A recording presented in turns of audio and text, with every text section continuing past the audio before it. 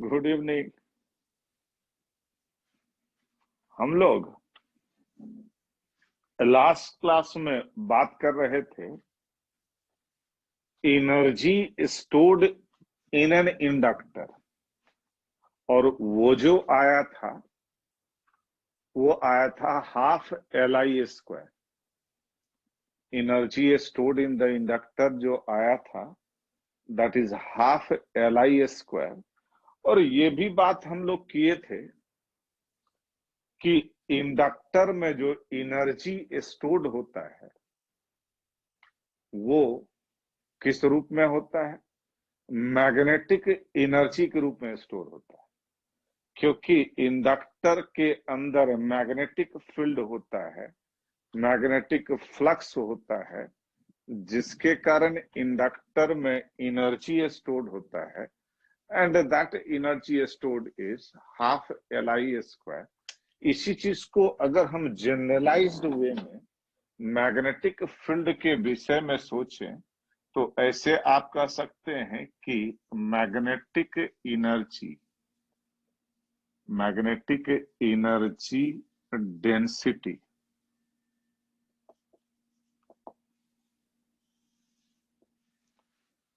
हम इसका एक जनरल फॉर्मूला निकालना चाहते हैं। तो यहां पर हमको पता है कि energy stored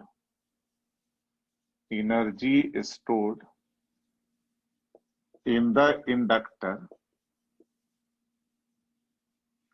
U is equal to half LI²।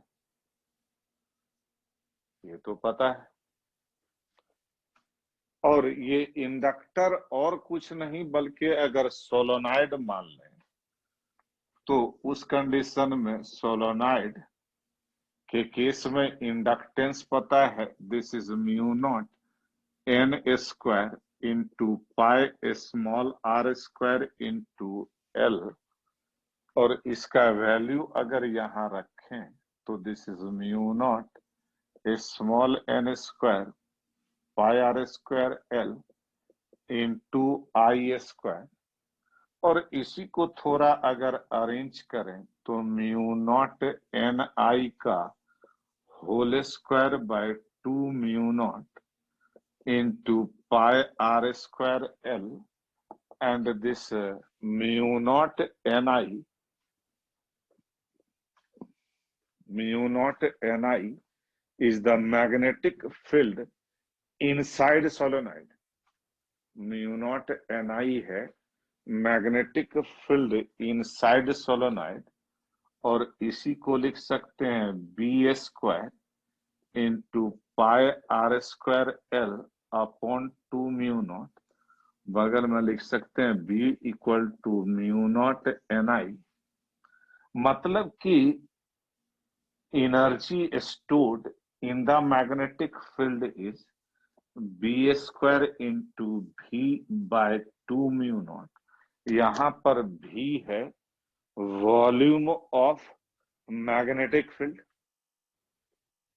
यहां पर भी हालांकि वॉल्यूम ऑफ सोलोनाइड है, लेकिन जहां तक जो वॉल्यूम ऑफ सोलोनाइड है उसी के अंदर तो मैग्नेटिक फील्ड है, इसलिए इसी बात को हम दूसरे ढंग से कह सकते हैं कि V वॉल्यूम में जहां पर मैग्नेटिक फील्ड B है, उस मैग्नेटिक फील्ड में जो टोटल मैग्नेटिक एनर्जी स्टोर्ड है that is B² by 2 μ0 into V। इसलिए energy density of magnetic field, energy density of magnetic field अगर लिखना चाहते हैं U equal to total energy by total volume, and this is B² by 2 μ0। इससे एक बात clear हो गया कि जहां पर मैग्नेटिक फील्ड वहां एनर्जी। अगर किसी जगह पर किसी रीजियन में मैग्नेटिक फील्ड B है तो उस रीजियन में एनर्जी प्रेजेंट है and the energy stored in the magnetic field is b square by 2 mu naught. लेकिन ये जो b square by 2 mu naught है that is energy density, मतलब एनर्जी पर यूनिट वॉल्यूम। और ये वैसा ही है जैसा कि इलेक्ट्रिक फील्ड में हम जानते हैं कि जहां इलेक्ट्रिक फील्ड वहां energy, and the energy density of electric field is 1 by 2 epsilon naught E square। इसलिए जितना भी वॉल्यूम में आपको इलेक्ट्रिक एनर्जी निकालना है मल्टीप्लाई कर दीजिए वॉल्यूम से, तो सीधे सीधे हमको energy, total energy in the particular volume मिल जाएगा। वैसे ही जहां मैग्नेटिक फील्ड वहां energy, and the energy density of magnetic field is b square upon 2 mu naught, b square upon 2 mu naught। अगर इसमें कुछ इंपॉर्टेंट चीज देखें तो जो सबसे इंपॉर्टेंट क्वेश्चन इसमें बन सकता है वो क्या बन सकता है कि what is dimension of B square upon 2 mu naught. अगर आप बी और म्यू नॉट का डायमेंशन निकाल करके रखने लग गए तो फिर तो हुआ। ये सीधे सीधे B square upon 2 mu naught चूंकि रिप्रेजेंट करता है एनर्जी डेंसिटी, मतलब एनर्जी पर यूनिट वॉल्यूम को, तो इसका dimension energy by volume M L minus 1 T minus 2, ये तो डायरेक्ट लिख सकते हैं। इसी में दूसरा बात ये कि अगर मान लीजिए कि एक मैग्नेटिक फील्ड दिया हुआ हो और मैग्नेटिक फील्ड कुछ भी कैलकुलेशन आसान करने के लिए 1 टेस्ला कर देते हैं और इस मैग्नेटिक फील्ड में एक कोई क्यूबिकल बॉडी है, इस ढंग से है, और इस क्यूब में जिसका साइड लेंथ मान लीजिए क्या कहिएगा 1 सेंटीमीटर कह देते हैं, what will be the total energy present inside this cube। ये क्वेश्चन अगर आपसे कहे तो फिर कोई दिक्कत नहीं है। This is nothing but energy density into volume of the cube, और ये हो जाएगा B square upon 2 mu naught into भी वैल्यू रख दीजिएगा तो आ जाएगा।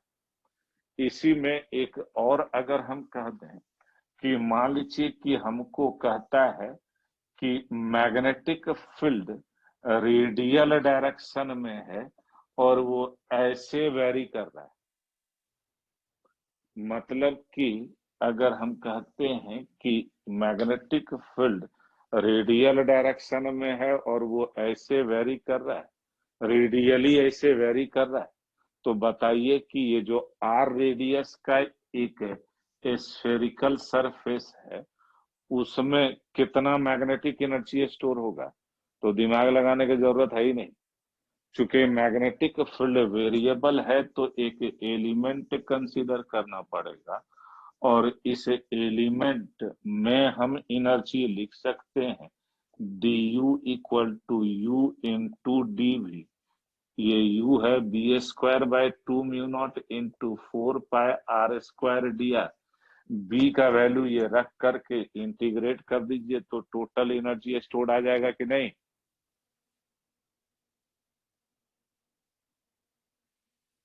ओके, नोट कर लीजिए इसको।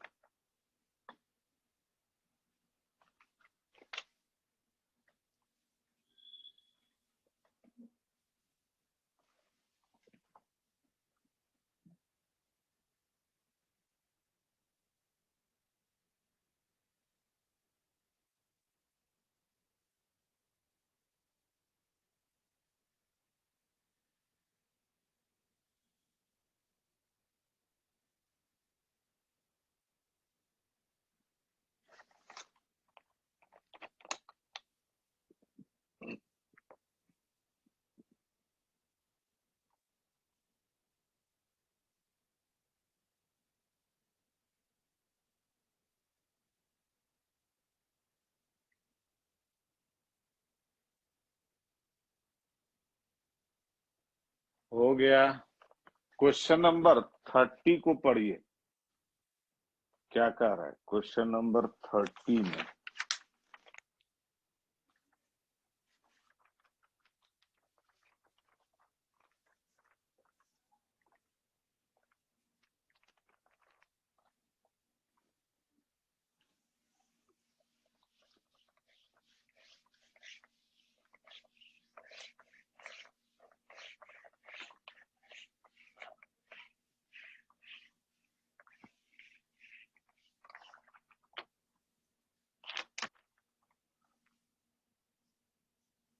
क्वेश्चन नंबर 30 में कहता है कि a long cylinder of radius A carrying a uniform surface charge rotates about its axis with angular velocity omega। ठीक बात है।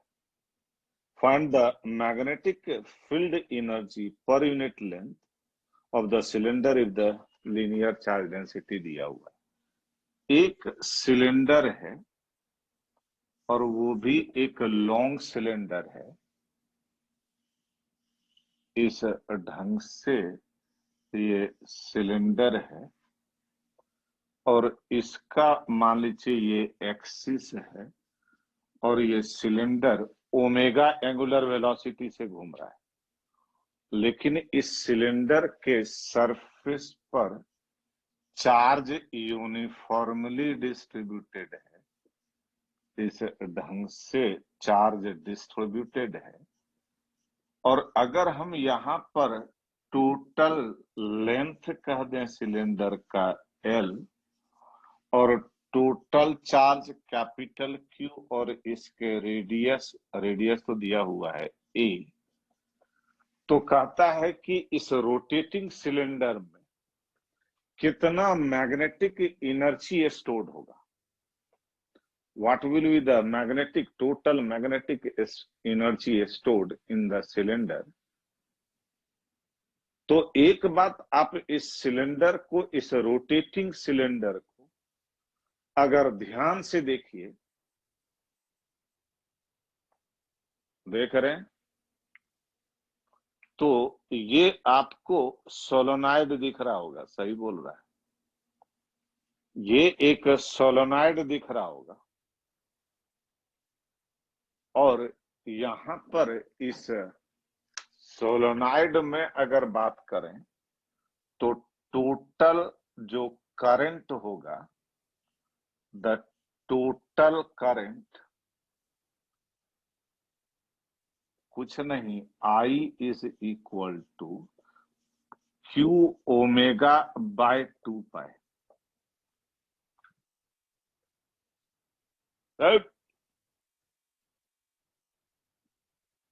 इतना बड़ा हाफी मारता है कि ऐसे लगता है कि पूरा सुरंग निकल गया। हाँ, है ना। तो Q ओमेगा बाय 2 पाई ये टोटल करंट हो गया और सोलेनॉइड के कारण मैग्नेटिक फील्ड जो होता है, magnetic field due to solenoid, और ये हम जानते हैं B equal to mu naught I by L। अरे म्यू नॉट NI का मतलब क्या है? Mu naught into current per unit length. पहले भी बात कर चुके हैं इस पर। और वैल्यू अगर रखें तो mu naught Q omega upon 2 pi L, ये मैग्नेटिक फील्ड हो गया। जहां मैग्नेटिक फील्ड वहां एनर्जी, इसलिए total energy stored inside the cylinder. तो टोटल एनर्जी का अगर बात करें, total energy U is equal to B square by 2 mu naught into V. V is pi a square into L.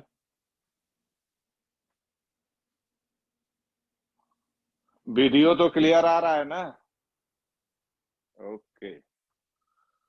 तो ये जो एनर्जी स्टोर्ड है, energy density into volume of this cylinder, और इसको आप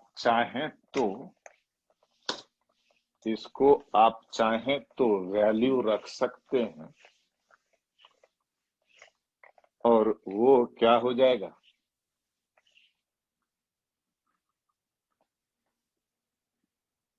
हालांकि हमको एनर्जी पर यूनिट लेंथ पूछा है, इसलिए लेंथ को नीचे ले ही आते हैं।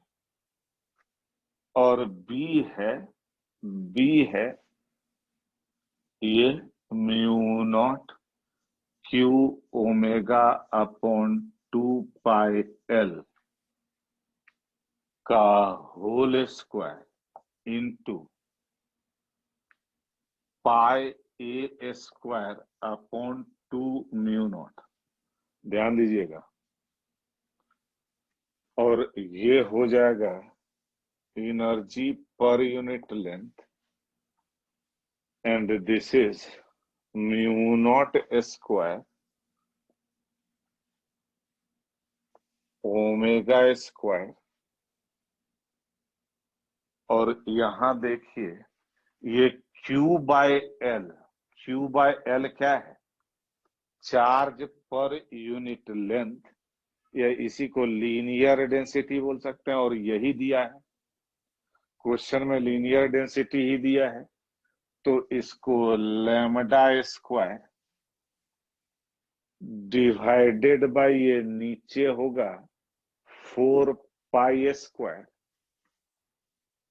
4 pi square into pi A square upon 2 mu naught, और ये हो जाएगा 1/8 mu naught omega square lambda square A square, बस 8 पाई कह सकते हैं, एंड दिस इज आंसर।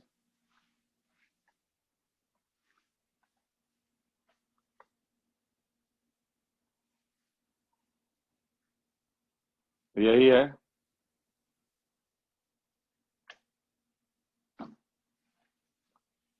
अब इसी में एक क्वेश्चन और कर लेते हैं, जगह है इसलिए जगह बना के भी किए थे काम। अब अगर हम बात करते हैं किसका, क्वेश्चन नंबर 31 का,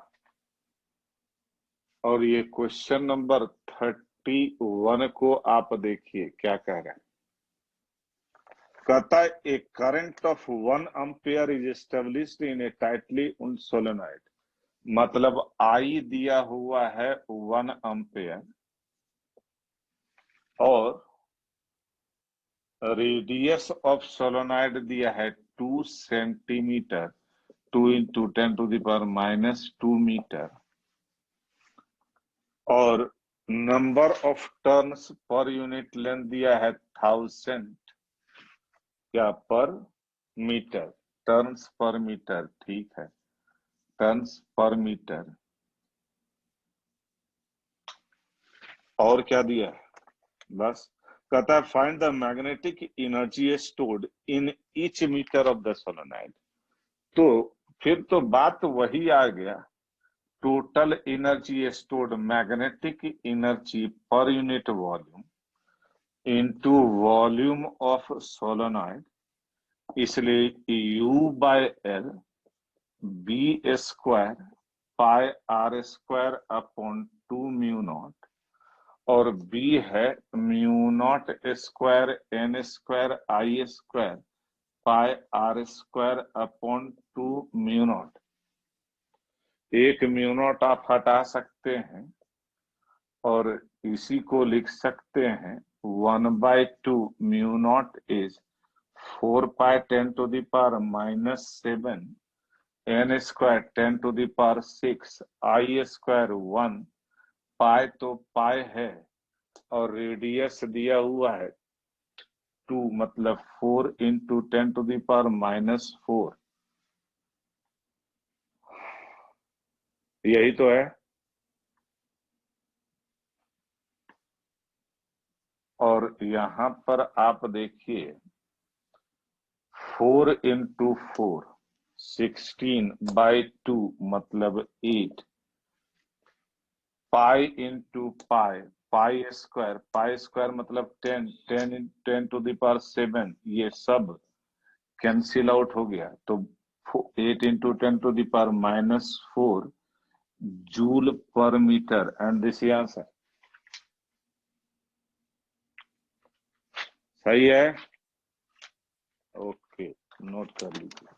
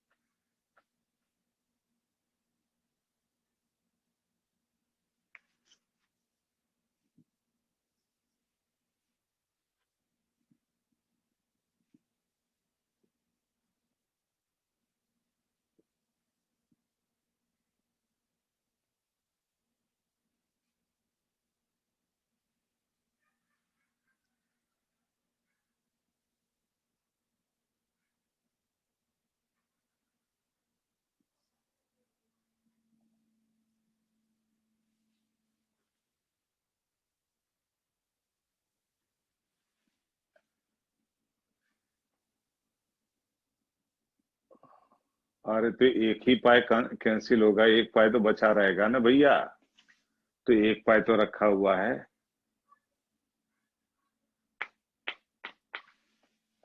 हाँ,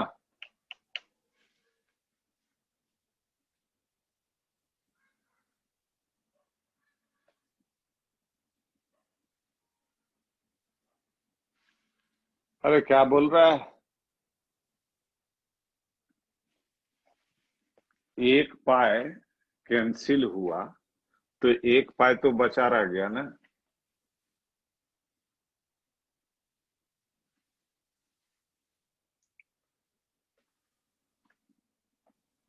31 के लास्ट में, 31 में क्या है? अरे क्या, अभी हम बोले ना pi into pi, pi square, pi square का value 10, 10 into 10 to the power 6, 10 to the power 7, 10 to the power 7, 10 to the power -7 cancel हुआ, तो ये सब कैंसिल आउट हो गया। तो ऊपर में बचा क्या, 4 into 4/2 8 और 10 to the power -4।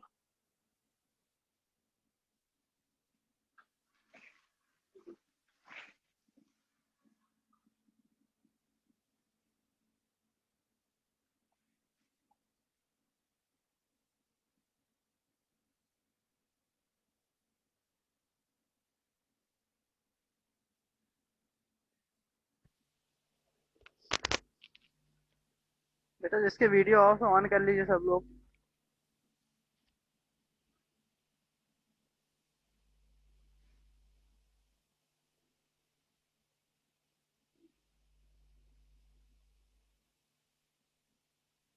Question number 42,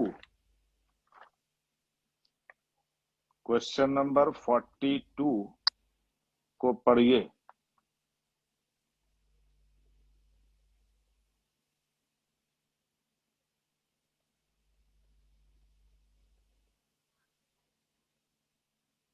Sanjay yes sir. Mute तो कर लो।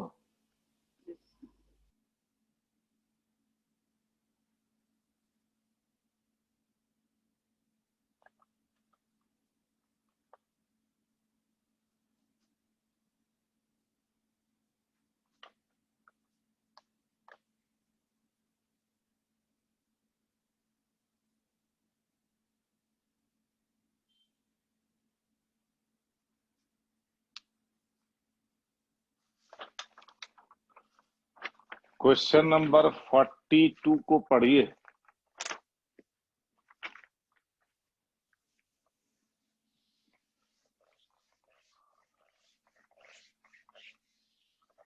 और ये थोड़ा लेंदी क्वेश्चन है, इसलिए बहुत फॉन्ट साइज बड़ा लिखेंगे ये मत एक्सपेक्ट कीजिएगा। क्वेश्चन नंबर 42 में कहता है कि दो पैरेलल रेल्स है और दोनों वर्टिकल डायरेक्शन में ऐसे है, तो हम बना देते हैं उसको।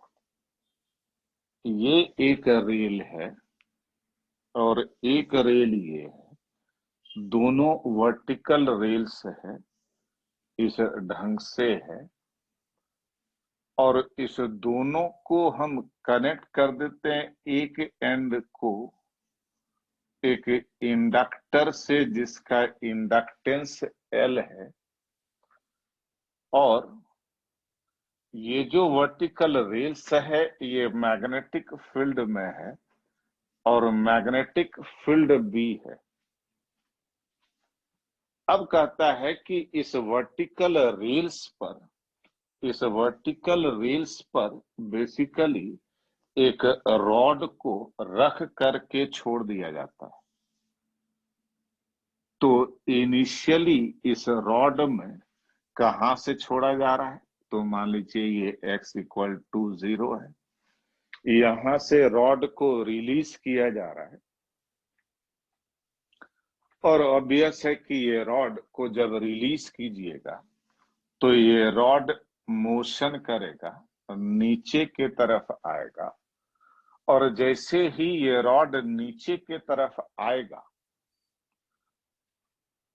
ड्यू टू इट्स वेट, इस पर फोर्स नीचे लगेगा, तो रॉड नीचे की तरफ मूव करेगा। जैसे ही मूव करेगा तो इंड्यूस्ड ईएमएफ डेवलप होगा रॉड में, मतलब कि ये moving rod in the magnetic field will behave as a battery, और इस बैटरी के कारण इस रॉड में या पूरे सर्किट में करंट फ्लो होने लगेगा, करंट फ्लो होने लगेगा। और मान लेते हैं कि किसी समय पर ये यहां पर है और ये जब यहां पर है तो इसका वेलोसिटी भी है,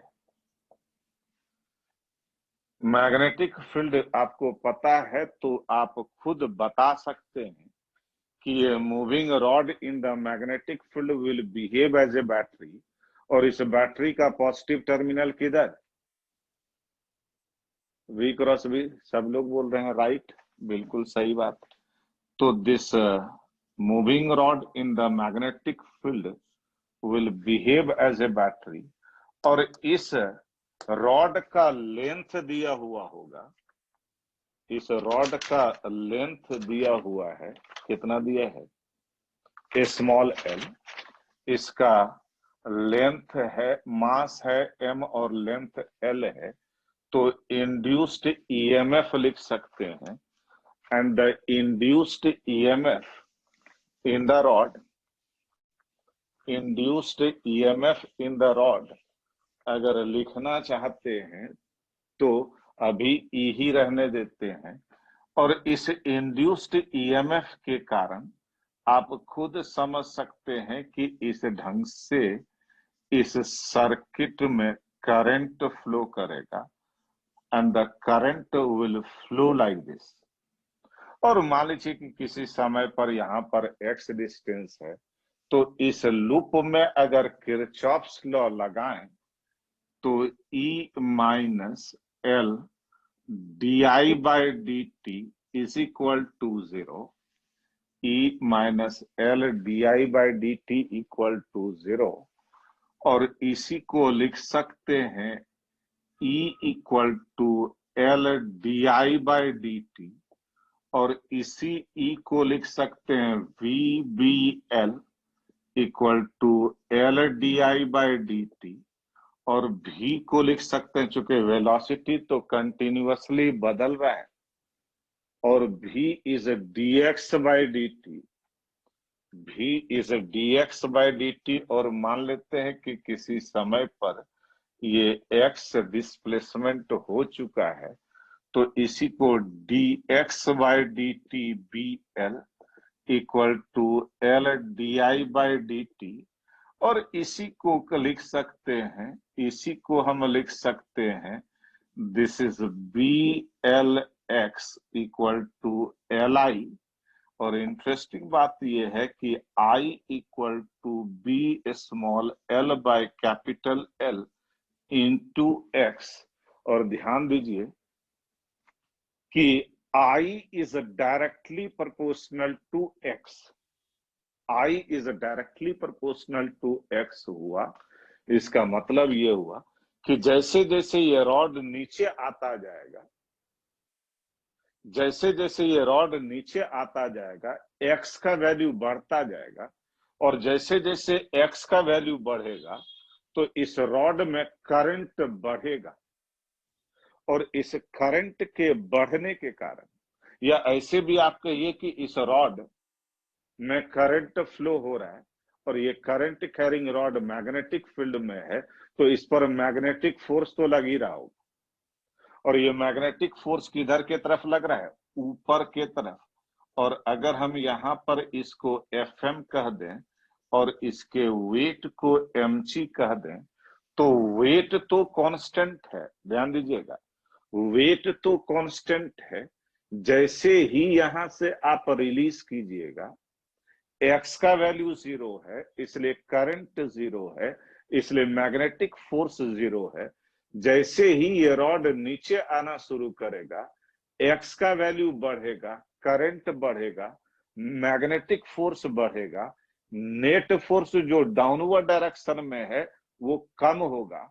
लेकिन नेट फोर्स डाउनवर्ड डायरेक्शन में कम तो होगा, लेकिन नेट फोर्स है तो नीचे, तो ये एक्सेलरेट करेगा, एक्सेलरेट करेगा तो और नीचे आएगा, और नीचे आएगा करंट और बढ़ेगा, मैग्नेटिक फोर्स और बढ़ेगा, नेट फोर्स कम होगा डाउनवर्ड डायरेक्शन में, फिर भी नेट फोर्स तो है नीचे की तरफ, तो नेचुरल है, फिर और एक्सेलरेट करेगा और नीचे जाएगा, और ये तब तक चलता रहेगा जब तक कि ये रॉड इक्विलिब्रियम पोजीशन में ना आ जाए।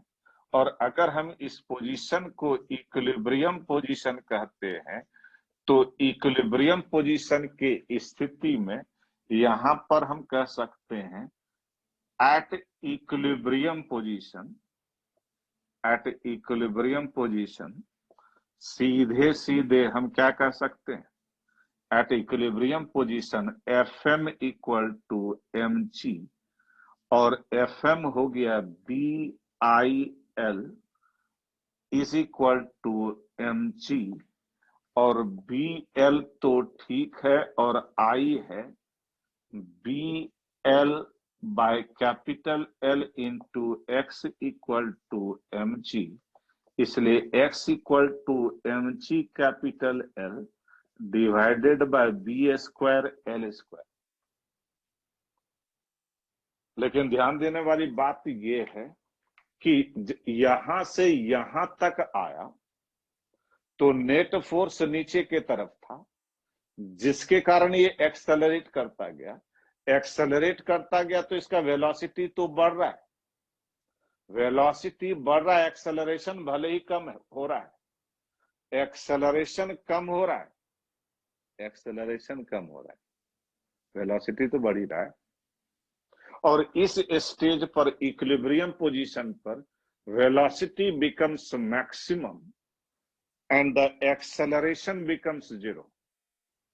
यहां पर वेलोसिटी तो मैक्सिमम हो गया लेकिन एक्सेलरेशन जीरो हो गया, और जब वेलोसिटी मैक्सिमम है और नेट फोर्स जीरो है तो ये अचानक तो यहां रुकेगा नहीं, ये अचानक यहां नहीं रुकेगा, ये आगे बढ़ेगा, ध्यान दीजिएगा। और जैसे ये आगे बढ़ा और तो x का वैल्यू और बढ़ गया, करंट और बढ़ गया, और अब मैग्नेटिक फोर्स वेट से ज्यादा हो गया, तो मोशन तो नीचे हो रहा है लेकिन नेट फोर्स ऊपर के तरफ लग रहा है।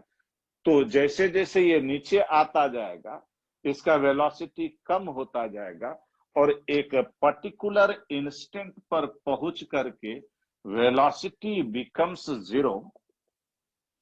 वेलोसिटी तो यहां जीरो हो गया, इसमें कोई दिक्कत नहीं है, लेकिन करंट तो मैक्सिमम है, करंट तो मैक्सिमम है, और जब करंट मैक्सिमम है तो मैग्नेटिक फोर्स तो मैक्सिमम है, और नेट फोर्स ऊपर के तरफ लग रहा है तो ये ऊपर के तरफ खिंचाएगा। जैसे जैसे ये ऊपर जाएगा एक्स का वैल्यू कम होगा, करंट कम होगा, मैग्नेटिक फोर्स कम होगा, फिर भी नेट फोर्स है ऊपर के तरफ, तो ये ऊपर जाता जाएगा, वेलोसिटी बढ़ता जाएगा, और जब यहां पर पहुंचेगा तो मैग्नेटिक फोर्स और वेट एक दूसरे को इक्वल कर देगा, इक्विलिब्रियम पोजीशन में आ जाएगा, लेकिन यहां वेलोसिटी तो मैक्सिमम है।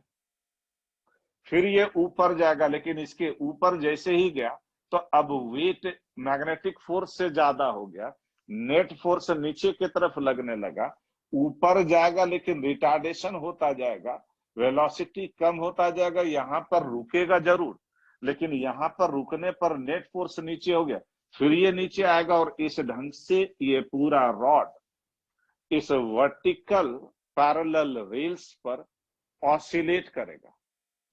और इस ऑसिलेशन में आप देखिए एक्सट्रीम पोजीशन एक ये है, दूसरा एक्सट्रीम पोजीशन ये है, और ये मीन पोजीशन है। तो एक्सट्रीम पोजीशन और मीन पोजीशन के बीच का जो सेपरेशन होता है उसको क्या बोलते हैं, एम्पलीट्यूड, उसको क्या बोलते हैं, एम्पलीट्यूड। इसलिए यहां पर x का वैल्यू, यहां पर ये x का वैल्यू a है, और यहां पर x का वैल्यू 2a है। इसलिए इक्विलिब्रियम पोजीशन में जो x आया that is equal to a, that is equal to a। लेकिन ध्यान दीजिए कि मैक्सिमम करंट कहां होगा, जब x का वैल्यू 2a होगा। इसलिए अगर हम यहां पर बात करते हैं तीसरा आई मैक्स का बात अगर करें तो ये हो जाएगा B L by capital L into X equal to 2a, 2bl by capital L, और ए हम लोग निकाल चुके हैं, this is mg capital L by B square L square, और इसी को हम लिख सकते हैं this is 2mg L by, L cancel out हो रहा है, एक 2mg upon bl. This is the maximum current that will flow. This is the maximum current that will flow during the whole motion. और ये maximum current कब है? जब rod इस एक्सट्रीम पोजीशन पर है, मैक्सिमम करंट है। लेकिन बात एक चीज ये है कि ये तो हमको देख करके पता चल गया कि ये रॉड ऑसिलेट करेगा, लेकिन क्या इसका ये oscillatory motion simple harmonic motion होगा या नहीं होगा, वो तो देखना पड़ेगा। नो बोलने से काम थोड़े चलेगा, आपके हिसाब से थोड़े होगा। ये तो देखना पड़ेगा कि एसएचएम हो रहा है या नहीं हो रहा है, और वो हो रहा है या नहीं हो रहा है, उसके लिए तो हम रीस्टोरिंग फोर्स लिखते हैं। और इक्विलिब्रियम पोजीशन से मान लीजिए वाई डिस्टेंस पर, कहां से? इक्विलिब्रियम पोजीशन से वाई डिस्टेंस पर जो resultant force towards mean position of oscillation लगता है, उसी को तो रीस्टोरिंग फोर्स कहते हैं। रीस्टोरिंग फोर्स क्या होता है? Resultant force which is directed towards the mean position in displaced position. इसलिए इस इक्विलिब्रियम पोजीशन से वाई डिस्प्लेसमेंट पर अगर हम रीस्टोरिंग फोर्स लिखना चाहते हैं, तो रीस्टोरिंग फोर्स ऑन रॉड, और ये सीधे सीधे F इक्वल टू माइनस, आप जानते हैं कि घर से देते हैं, क्योंकि restoring force is always directed in the opposite direction of displacement. तो this is equal to Fm minus mg, और इसी को हम लिख सकते हैं रीस्टोरिंग फोर्स। माइनस तो चलो ठीक है, Fm B I L B L, और आई को लिख सकते हैं this is B L by capital L, और x को लिख सकते हैं a plus Y minus mg। समझ में आए ये? अरे भैया, x यहां से क्या डिस्टेंस होगा? ये a तो है ही, प्लस y मीन पोजीशन से, सही है। और अब हम यहां पर थोड़ा इसको अरेंज करते हैं, B square L square by capital L. ए तो हमको पता है, इसको रखिए, this is M G capital L by B square L square plus B square L square by capital L into Y minus M G, और ये तो कैंसिल आउट हो गया। इसलिए acceleration A equal to F by M minus, and this minus b square a small l square by lm into y, and a is directly proportional to minus y. Motion is SHM, motion तो SHM हो गया। इसलिए इसका यहां पर अगर हम लिखना चाहते हैं, omega square equal to B square L square by L M, इसलिए ओमेगा कह सकते हैं B L by under root L M, इसलिए T equal to 2 pi under root L M by B L. ये तो चलो ठीक है, लेकिन इसमें एक बात और है, और वो ये कि इसका इक्वेशन अगर हम देखना चाहें, लेकिन इक्वेशन बाद में देख लेंगे भैया, पहले हम वी मैक्स निकाल लें। वी मैक्स एसएचएम में क्या होता है, omega A, maximum velocity in SHM क्या होता है, ओमेगा इंटू ए। ए हमको पता है, ओमेगा पता है, ओमेगा है B L by under root L M, और ए है M G L divided by B square L square. और इसीलिए अब इसको थोड़ा हम अरेंज अगर करें तो जी तो हम लिख लेते हैं जी under root L M divided by B L, ये हो गया वी मैक्स, यू मैक्स नहीं, V max, maximum velocity during oscillation. लेकिन एक बात और है, और वो ये है, अगर हम इसमें एक चीज और अगर कहें कि इक्वेशन तो चलिए ये ठीक है, एसएचएम हो गया, ये बात भी क्लियर है, लेकिन हम अगर इस एसएचएम का इक्वेशन ऑफ मोशन लिखना चाहें तो हम जानते हैं कि ओमेगा कैसे लिखा है, अरे भैया ये तो एसएचएम का यही होता है, A equal to minus omega square Y, omega की जगह ये लिख दिए। अब अगर हम बात करते हैं इक्वेशन ऑफ मोशन का, तो हम जानते हैं कि एसएचएम के केस में यहां से डिस्प्लेसमेंट, मीन पोजीशन से डिस्प्लेसमेंट y लिए हैं, तो जनरल इक्वेशन ऑफ एसएचएम होता है this is a sine omega T plus five. General equation of SHM तो यही होता है। और ध्यान दीजिए कि t इक्वल टू जीरो पर, t इक्वल टू जीरो पर ये यहां पर है, कहां पर, माइनस ए पर है।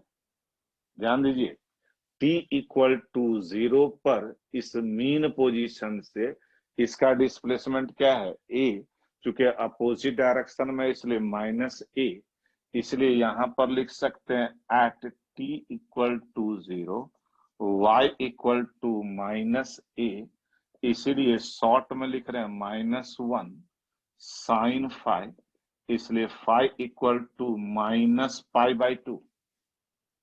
और माइनस पाई बाई टू अगर हो गया तो यहां पर ये y equal to minus A cos omega T. अब ये मत पूछिएगा कैसे, पूछना है पूछ लीजिए, A sine omega T minus pi by two sign theta minus 90 minus cos theta होता है।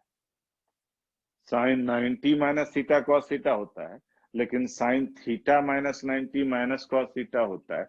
लेकिन ध्यान दीजिए कि यहां पर हम y के टर्म में इक्वेशन लाए, लेकिन हम तो यहाँ पर x के टर्म में चाहते हैं।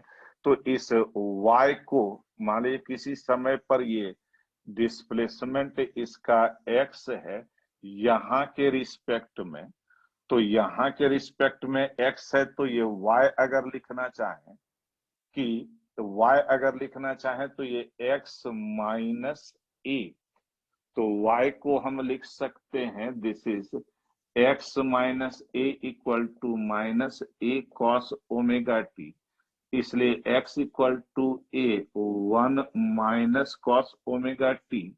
This is basically the general equation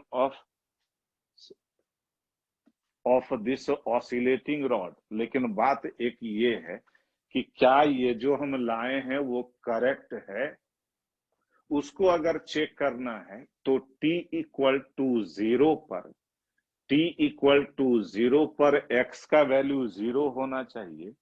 क्या ये ऐसा हो रहा है, t इक्वल टू जीरो पर क्या x का वैल्यू जीरो है, जरूर है। t का वैल्यू जीरो रखेंगे तो x का वैल्यू जीरो है। एक चीज और चेक कर लेते हैं कि जब ये यहां पर आया है तो यहां से यहां तक आने में आधा ऑसिलेशन हुआ, फिर यहां से यहां जाएगा तब तो फुल ऑसिलेशन होगा। तो आधा ऑसिलेशन मतलब टाइम क्या हो गया, कैपिटल टी बाई टू। और कैपिटल टी बाई टू पर एक्स का वैल्यू 2a होना चाहिए। क्या ऐसा हो रहा है? देखिए, a इंटू 1 - cos ओमेगा हो गया 2 पाई बाई टी, और स्मॉल टी हो गया t/2 मतलब cos पाई मतलब एक्स का वैल्यू 2a। आ रहा है समझ में? इसलिए ये, अब इस पर क्या क्या पूछा है वो देख ले। क्या क्या पूछा है? जो पूछा है उसको देखिए। पहला चीज पूछा है कि position of the rod as a function of time. Initial position X, मतलब कि एक्स के टर्म में पोजीशन समय के साथ ऐसे वेरी कर रहा है। तो जो लास्ट लाए हैं वही तो पहला है। दूसरा इसमें क्या कर रहा है, the maximum current in the circuit, I max निकाले हुए हैं ये। और तीसरा इसमें कह रहा है मैक्सिमम वेलोसिटी ऑफ रॉड, वो भी निकाले हैं। ये मैक्सिमम वेलोसिटी ऑफ रॉड है। सही है? समझ में आया कि नहीं आया? थोड़ा लेंदी है, अदरवाइज ज्यादा कुछ नहीं है। नोट कर लीजिए इसको।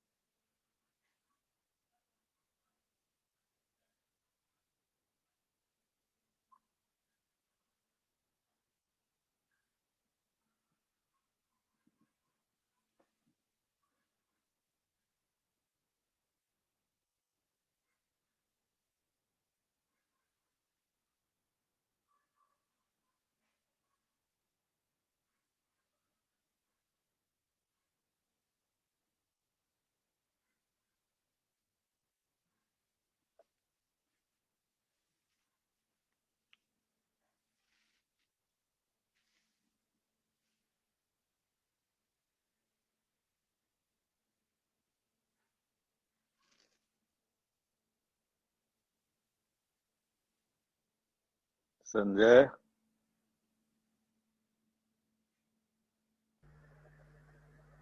जी सर। 30, 31, 42। ठीक सर।